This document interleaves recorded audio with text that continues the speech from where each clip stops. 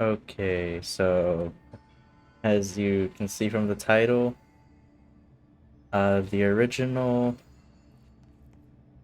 episode 2 was the video got corrupted in a way. The audio was there, but there was no gameplay.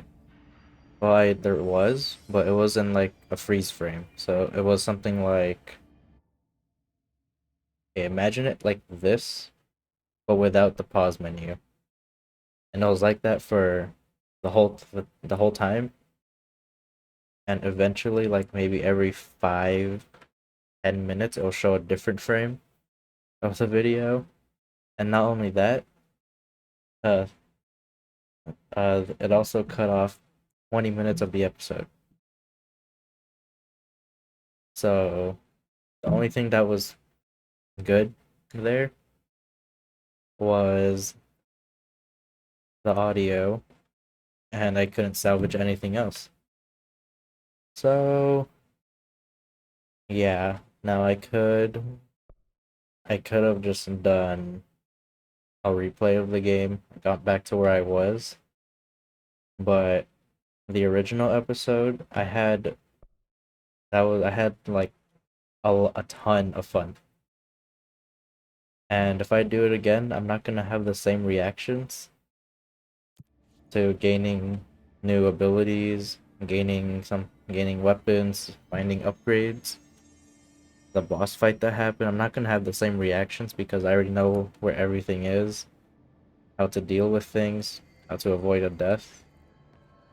Because I did just straight up die like instantly because I fell off the map.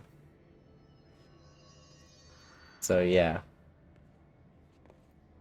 a lot of stuff happened. It was a really good episode, but it's kind of sad. No, it's not even kind of. It's really sad that it ended up like that. So instead of me replaying it, I'm just gonna give a little recap of what happened and what I did because I could basically summarize it in like 10-15 minutes maybe. So let's go do that. And I can probably show you some of the cutscenes because we get to keep the cutscenes. Okay, so after episode 1, we ended off here in Dead Letters, and we were told from the missions that were up here to go to the communications department, which was here. So we went through this door, went here, and we were in the communications department. Now here is when we went all the way to pneumatics to get something called um an object of power, I believe. I believe it was called the object of power. Uh, Trying to find case file. Yeah, it was this right here, the floppy disk, and I think it was called the object of power. So we'll just refer to that. It was the object of power. We were supposed to get this, which we did, and after that is when we gained a new ability, which is this right here. Now, in the original video, I had an insane reaction because I had so much fun with this. I was literally using this as my only weapon, just grabbing things and throwing for like until the boss fight, which was like 10 minutes, 5 minutes, about. So literally, you pick things up and then you throw it. It's insanely powerful. Why is there a box in me? Uh, but yeah, you get things and you throw it. this box actually is stuck on me. It's actually okay, whatever, we have a box. But yeah. This is the ability. Grab things and throw it. I had a lot of fun with this. I had an insane, kind of funny reaction. And like I said at the start, I was really, really sad that the video didn't turn out the way it was supposed to. So yeah. And then let's go back here. Fast travel. Okay. So after communications, or after pneumatics actually, we went back to communications, went up here, went this way, I believe.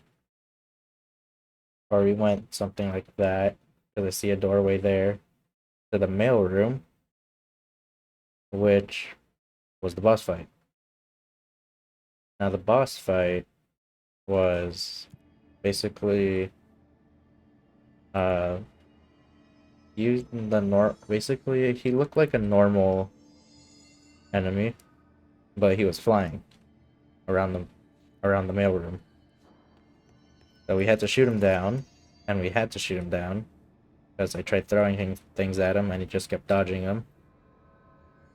And I almost died, but I didn't, surprisingly, because they they summoned weaker level mobs, so I can kill them and heal. Now the boss fight took a relatively long time. It wasn't hard. It's just that the gun wasn't doing enough damage to make it go by faster. And with his movement, with the boss's movement, it made it even longer. Oh, actually, yeah, okay, never mind. I'm saying things in the right order. Okay, so after the boss fight, went up here, and I was stuck here for a little bit because I thought I was supposed to do something, but I didn't have to do anything. I just opened like a little chest and got another house memory, I think it was called. And we went down here all the way to the hotline chamber where we got the hotline, or I guess the phone.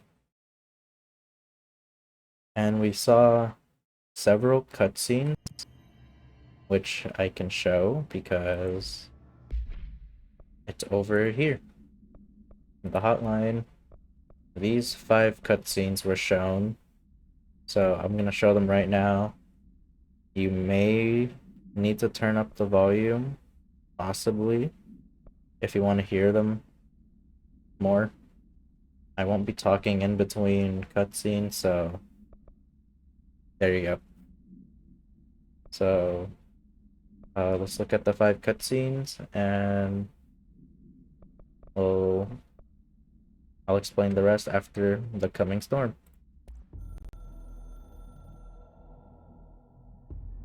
It took us a long time to learn how to stabilize the control points, the ley lines, the meridians of the oldest house.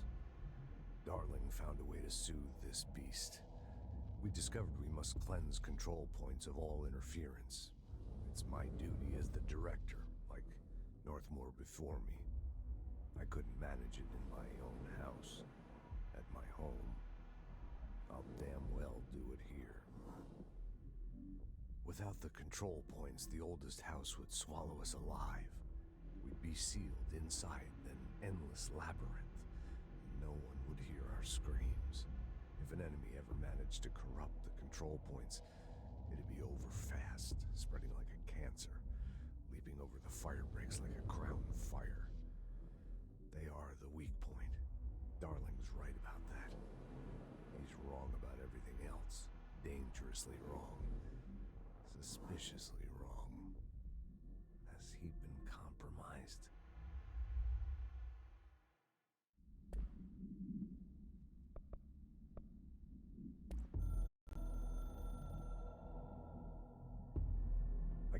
the hotline ringing in my dreams, constantly ringing. Ringing so loud I can't hear the voice I'm straining to understand. Why don't I pick up? It's a secure line of communication with the board. They would tell me what I need to know. Do I fear their answers? Would they have warned me of this threat? I didn't see it coming. The traitor in our midst. A conspiracy plotted right behind me. I can't trust anyone. I must assume all my intel has been manipulated.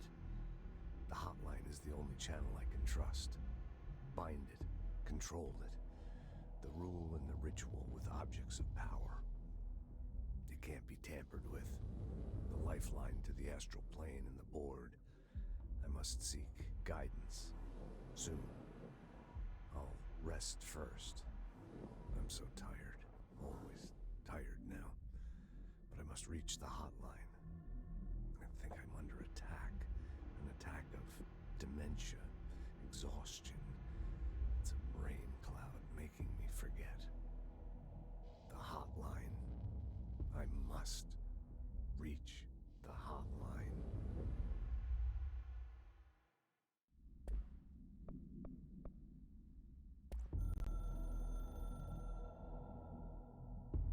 A director needs a team.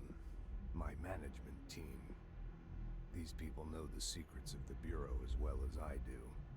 Some even better. They have proven themselves. Darling, Tomasi, Salvador, Marshall. Marshall especially, my head of operations. She sees right through me. She knows I don't like relying on people. The only person you should fail is yourself. So I followed my own orders. Northmore hated my guts for that. But things change when you become director. You suddenly see this dark void for the horror show it truly is, filled with screaming fear we pretend to control. Sand leaks through my fingers. The roses I pruned in the garden back when I still had a family, all dead. Heat escapes my body. My thoughts are scattered. The universe keeps expanding. I can't keep up with it alone. When I forget that, things go wrong. And my team has to pick up the pieces. Damage control. To help me get out of my mess.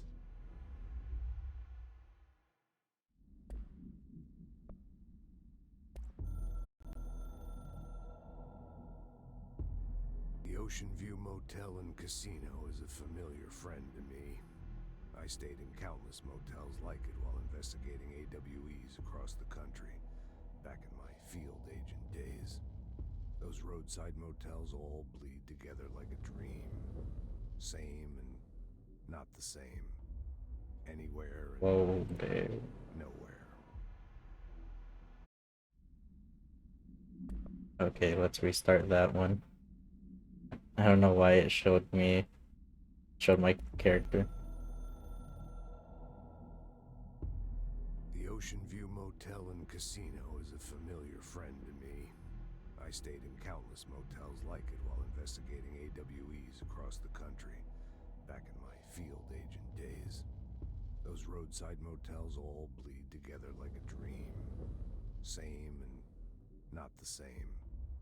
Anywhere and nowhere. The Ocean View operates on dream logic, and the light switch cord leaks out to be found in the most unexpected places, and sometimes successfully encouraged to appear and act as a convenient lock to keep out those not trained in dreamscape navigation. Even Bureau veterans can only find one key in the motel. The key that opens the door marked with the inverted black pyramid. The rest, the many other doors, are still mysteries to us. We're all merely guests there. Even the board.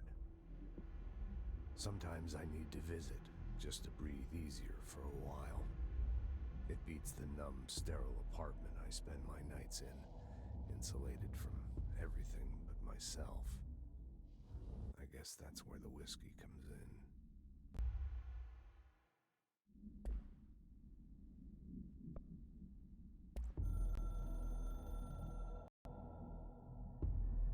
Something's coming. The whispers growing louder. The worst winter storm in Bureau history. A retribution for my sins. Our sins. This threat could destroy the Bureau, everything I've built. Destroy me. A web spun, turning this place against me. I catch glimpses of it in the corner of my eye. It's just out of reach. Elusive. It's clever. A perverse game of hide and seek. Is this part of an attack? Obfuscating the facts. Dimming my eyes. It's hard to tell. I need answers. I haven't heard back from Darling. I fear for my friend, my closest ally. I think we made a terrible mistake all those years ago. That thing he studies is putting us all in danger. It's my duty as director to keep the Bureau safe. It'll be difficult. What's done can't be undone. There's no easy fix. Magical thinking is a requirement for survival. Pain and suffering are mandatory. To change things, you have to break yourself. I don't know if I have the strength. I'm old and weak. I'm afraid. I can see my hands trembling. I'm losing control.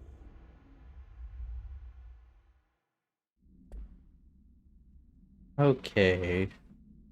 That was, I believe, the last cutscene that was shown in the episode.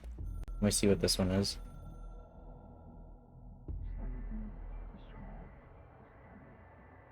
Yeah.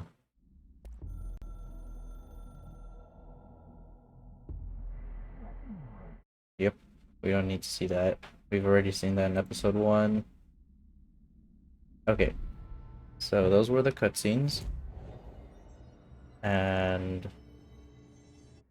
we go fast travel. So we left off here. So after that, we went back to the director's office. And we basically just had to navigate our way back to Central Executive. So we went here, down to Executive Affairs, and all the way to Central Executive. And then we had to go to the boardroom to talk to... I keep forgetting her name. I think it was Emily Pope. Yeah, we'll just call her that. We had to talk to her, tell her what happened. And from there, we unlocked abilities, which is right here. We got 4 points to start, which I used on the first 2 stages of health, which I personally feel is the most important one. Yeah, I personally feel like this is the most important one because our original health was like right here. And that's like nothing. So this little bar that we got, little extra bar, that's very significant.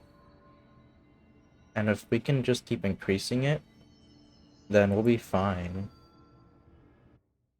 Because launch damage is okay.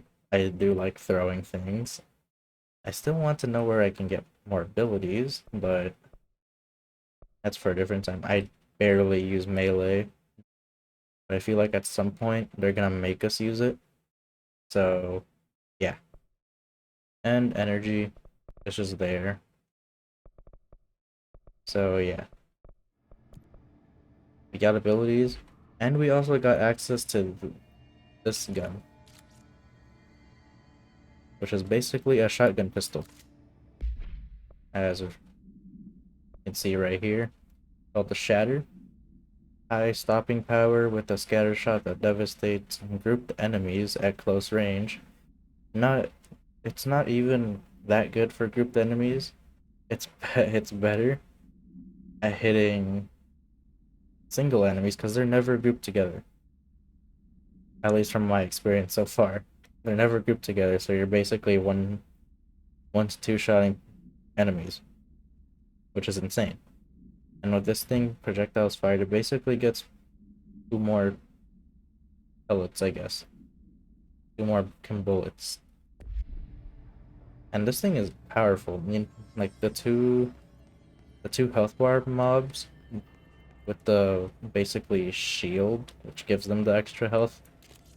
They were up here on my way, and this thing just murdered them. Like just the sound of it. It took out it almost one tapped them. I'm pretty sure if I got a headshot at point blank, it would have been a one shot. But I didn't. It was a body shot, and it was already almost a one shot. So we get 6 shots, shotgun pistol, really good pistol. So yeah, after so after we got here, we were asked to take the elevator down to talk to the janitor, which is why we're here in maintenance. I believe this is what it's called, or ventilation. Ventilation? Where are we? Yeah, we're in the maintenance sector. We're just in the ventilation area. So yeah, we're here. Like I said, there were enemies here. I killed them all with this thing because this thing's insanely powerful. And I ended off here because it's a save point. I know there's autosave features, but I like to end off here because, well, it's a more clear save spot,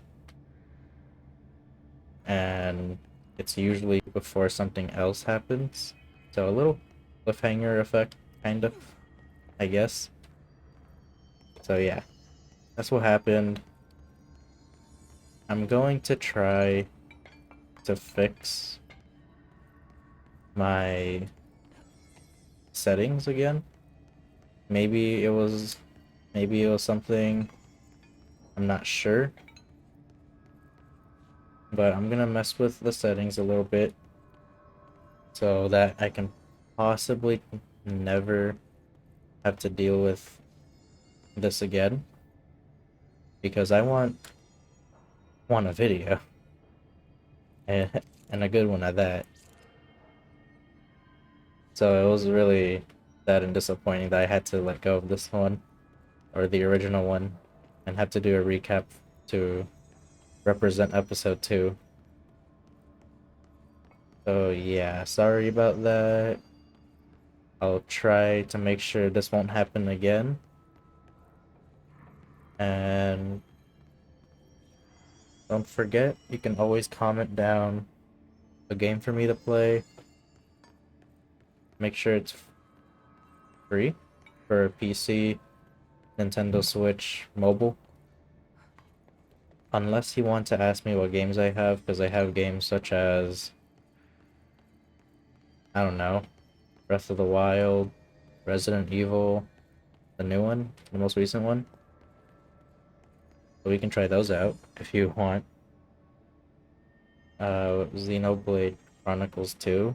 I don't think I have that. So yeah, we can just name a game you want me to play, and we'll turn into a small series like this one, and hopefully I won't have the same issue. But anyways, that'll be it for this little recap, and we'll see you next time. And next week will be Corpse Party Chapter 2. 2? 2, yeah, 2. Unless we get another game request. Yeah, we'll see you next time.